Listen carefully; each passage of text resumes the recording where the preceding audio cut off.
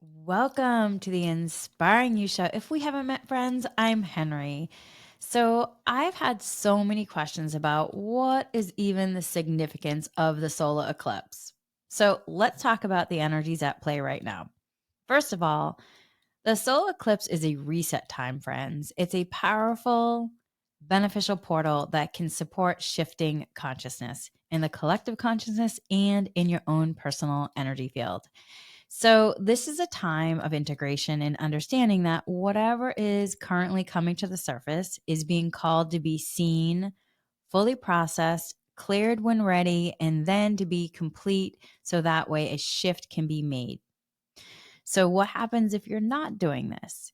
The initial response will likely be a discordance between your conscious and your subconscious minds. And so, what does that mean? Let's unpack it. This can manifest as an internal resistance, if you will, or a subconscious struggle. So there could be some non beneficial resistance coming up. There could be a feeling of tightness. So the way this may feel or show up, it could be tightness or some sort of like resistance happening. So this could appear as inner turmoil, like an unconscious wrestling match, if you will. So your body will probably be giving you signs as to what may be happening. So make sure to tune in. There may be also just really a palpable sense of a sensation of like battling within yourself, brought on by that non beneficial resistance or an ability to process the management of emotions that are arising. So I say non beneficial resistance because just to discern between beneficial resistance and non beneficial, because sometimes our higher self soul could be giving us information of, hey, don't take that left, go right. And you might feel some resistance to going a certain way, and that resistance might be giving you information to go the other way. So that's where that's like a beneficial resistance. But if you're in a non-beneficial resistance, you could be really you know, really stuck in this non-beneficial pattern of resisting what's actually beneficial for you.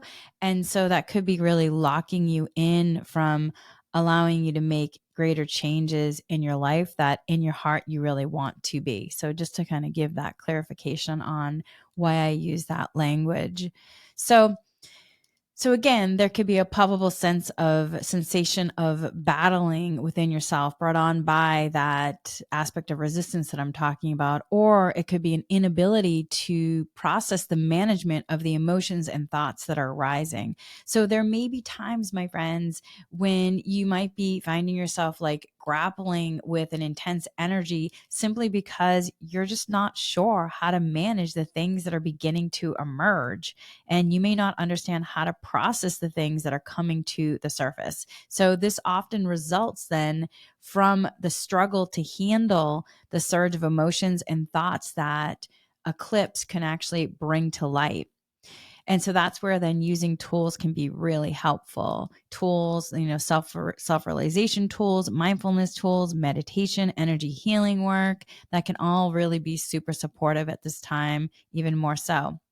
So it's clear, though, with all of this happening, that these types of cosmic experiences are really beyond our control, largely because they're originating from the collective energetic exchange on a broader scale. This can't be controlled because this is caused by the energetic interplay that is collectively playing out. So, the key to self understanding during these periods is engaging with any cognitive dissonance that you may experience, opting to address it through acceptance rather than avoidance. Navigating such complex energetic ebb and flow requires, my friends, an internal ceasefire of sorts, achieved by acceptance, realization work, recognizing, integrating, bringing in love and kindness, empathizing with varying aspects within your personal energy field. You might be experiencing also a part of you that seems to really prefer to stay in this resistance rather than welcoming the healing. this essentially could be understood as like a subtle nuance of your subconscious, or if you will, it could be a shadow aspect. Essentially, your shadow, is your wounded self, where there could be a protective piece that may have had a job to protect, but now is no longer beneficial for that protection because it's actually causing you to perhaps not be able to grow and evolve and shift and move into the beingness that you're being called in. And that's where then that protective piece, which may have been beneficial at one point, is no longer beneficial. And then it could be caught in some sort of non-beneficial resistance pattern or program. And so if you do energy work, then that's what you want to possibly ask to be cleared, is non-beneficial patterns and programs of resistance, or also asking that if there's any protective pieces that are no longer that now that job has been complete, asking for the protective pieces, then giving love and care and gratitude for the work that those pieces have done. But essentially, you're wanting to then ask for the energy be transformed and transmuted so that a shift can happen. So that is really what the solar eclipse, the new moon energy, is calling us to do. So you really want to take time, take a moment and deeply introspect, look inward into your own darkness. And when I say that, it's not to bring any kind of fear or negativity. It's really to encourage you, to inspire you, to look within and see what aspects are being called to come into the healing, so that way you can shift into wholeness. Because in our psyche, the shadow represents those aspects of ourself that resist acknowledging the need for self-improvement. It rejects the acceptance of what's emerging to be acknowledged. And from my understanding and perspective, what the solar eclipse truly instigates and brings in is a harmonious fusion of this shadow aspect within ourselves, if we are really allowing it. Because remember, you call to you what you want, you have free will. So if you sense any sort of contradictory energy, conflicting energy, my friends, opt to be the mediator. Step into the position of observation, awareness, invite healing. Ask the pieces if they can let go of the defense mechanisms. Are they ready for new jobs? Do energy healing meditations to clear dense energies blocking and creating obstacles for healing. And when ready, allow the integration of new energies and vibration. Bring the pieces into wholeness. Allow a new path to emerge. Because by doing this, you're forging a new path in terms of for all, in terms of your wholeness, so that there is a shift in beingness for the highest good. So use this time, because at the end of April, my friends, there will be a full moon in Scorpio that holds significant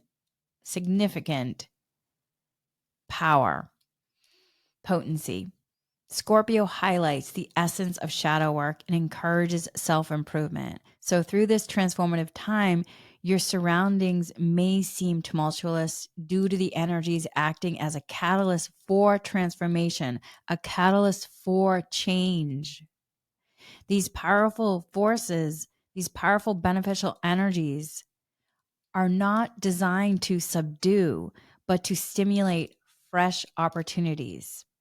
So embrace the exhilarating transformation energy that's in the air, the ability to let go of old cycles that are no longer working. So you shifting into that change maker to be able to, shift and change and transform.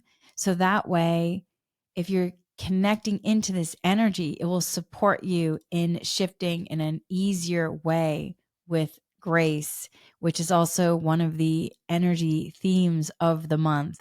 So friends, stay open to the enchanting wonders of just transformation, and know that all of this is here for the highest good. They can act as magnetic, beneficial forces, drawing in fresh possibilities. You call to you what you want, my friends. You can choose to open yourself and consciously embrace the wonder of this transformation if you want to. It's your choice.